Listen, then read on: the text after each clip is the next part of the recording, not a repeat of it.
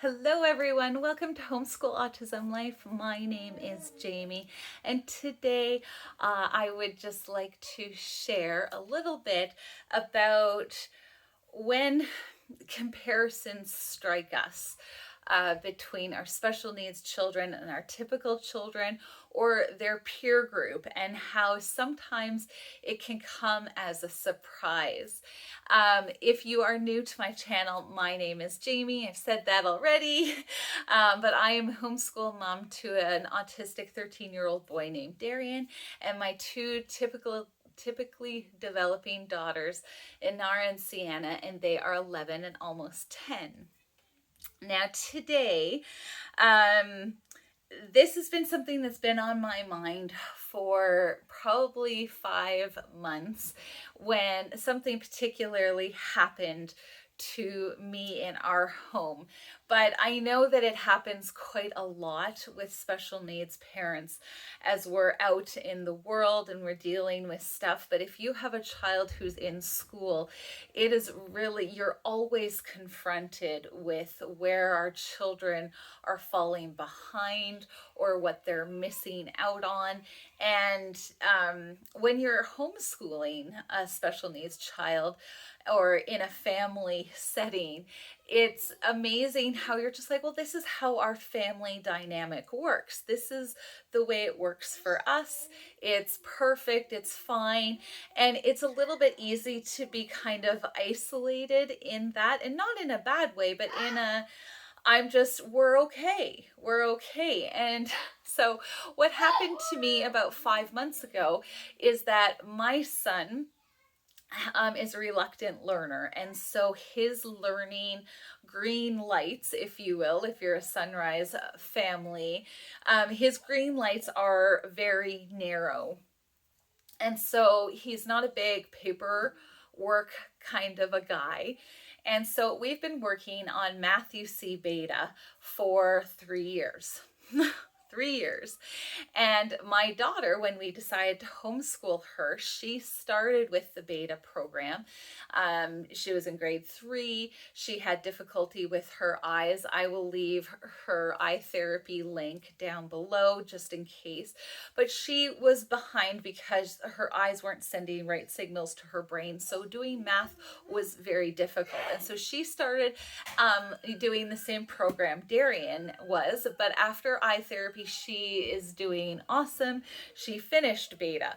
But about 5 months ago, she surpassed her brother, which isn't a bad thing. It just shocked me. It jarred me. And I was like, oh my goodness, we have been working on this program for 3 years. And my daughter, she comes in and she zooms past him.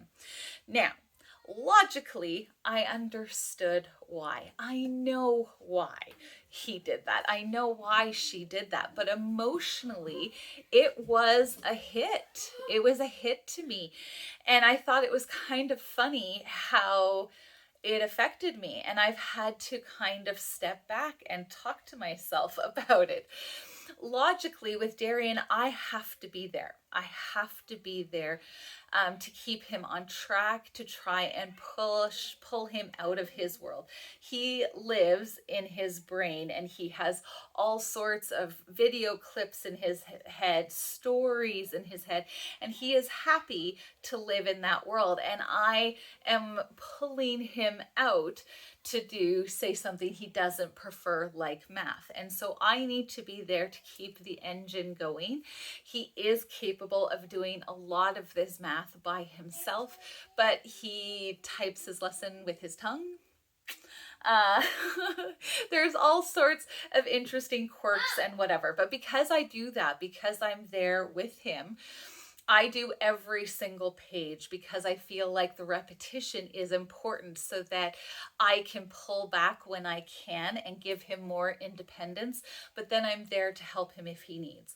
Where my daughter, she did 3 of the practice exercises, and on the 4th day, she would do the lesson test. And if she got 70 or higher, she moved on.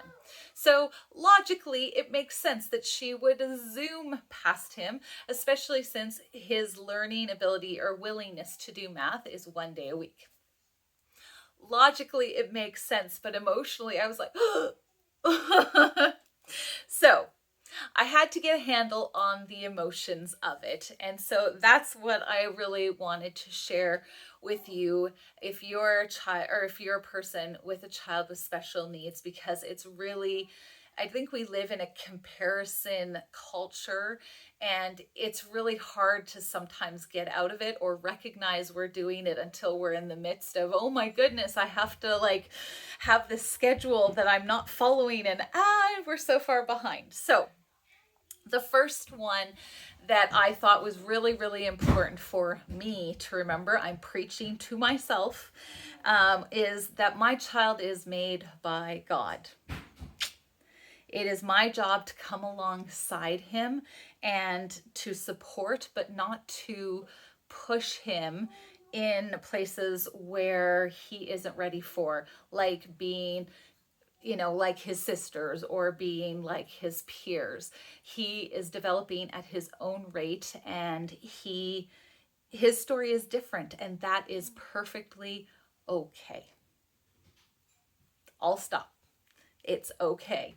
It's okay for him to be his individual self, and he's happy. He wishes he could communicate better, but generally speaking, he's happy. And so me feeling that pressure, it's me feeling that pressure, not him.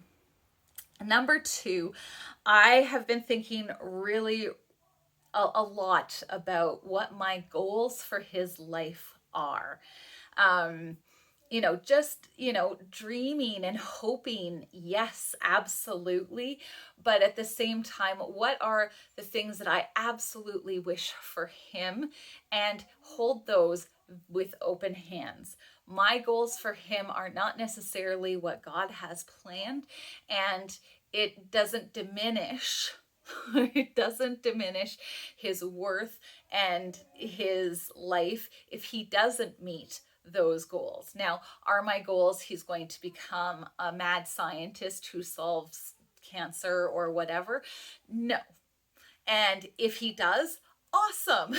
If he surpasses my goals of him being self-sufficient, then I'm going to be joyful and praising God all over the place.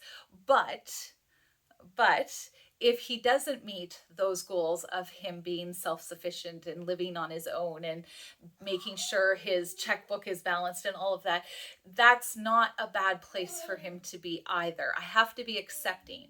But I am going to write my goals for him, and then write a curriculum or using those objectives. Sorry, my children are home. Using those objectives to kind of figure out what his curriculum choices are going to be. So what do I mean by that?